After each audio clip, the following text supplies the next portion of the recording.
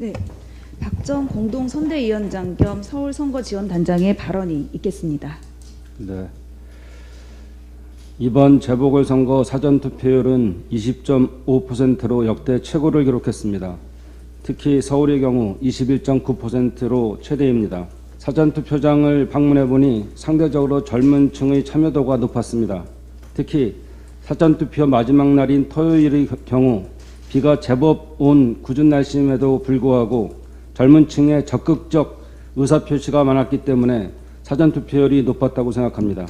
이번 선거에서 20대, 30대, 40대 투표층들의 핵심 키워드는 공정과 정의였습니다. 그들은 윤석열 사태와 LH 사태를 보면서 이 정부와 민주당의 공정과 정의에 실망했고 그 결과가 여론조사에 여실히 나타났습니다. 마지막 여론조사 결과 서울시장의 경우 오세훈 후보가 박영선 후보에게 20%포인트 안팎으로 앞서는 것으로 나타난 이유는 20, 30, 40대 기존 지지층이 들어섰기 때문입니다. 그런데 이번 사전투표 결과를 보면 그 바닥 민심이 변하고 있다고 생각합니다. 젊은 층이 빗속을 뚫고 사전투표에 적극 참여한 데에는 정부와 집권 여당에 대한 공정과 정의의 심판 문제도 있었지만 플러스 알파가 있었다고 판단됩니다. 왜냐하면 이미 결과가 눈에 보이는 선거라면 다른 이슈 변화 없이 적극적 투표가 이루어지기 쉽지 않기 때문입니다. 그 플러스 알파는 바로 오세훈, 박형준 후보에 대한 공정과 정의의 심판 문제입니다.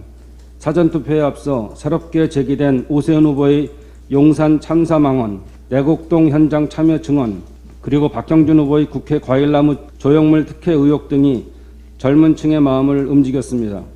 정부와 여당에 제기한 공정과 정의가 두 후보에게는 더욱 심각한 것으로 인식한 것입니다. 이제 선거는 오세훈, 박형준 후보의 공정과 정의에 대한 심판 대 정부 심판의 대결입니다.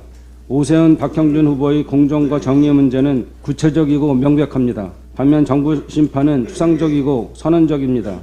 따라서 이번 선거는 마지막 날까지 박빙의 승부가 될 것입니다. 오세훈, 박형준 후보의 공정과 정의에 대한 심판은 이번 선거가 아니면 심판이 불가능합니다.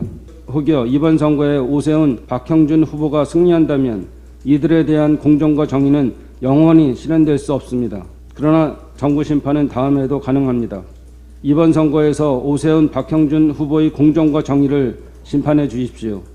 뻔한 거짓말을 하는 후보, 반성하지 않는 후보, 의혹 덩어리인 후보에게 공정과 정의는 없습니다. 이들이 당선되는 것은 반칙과 특혜입니다. 민주당에 제기된 공정과 정의는 뼈를 깎는 노력을 통해 실현하겠습니다.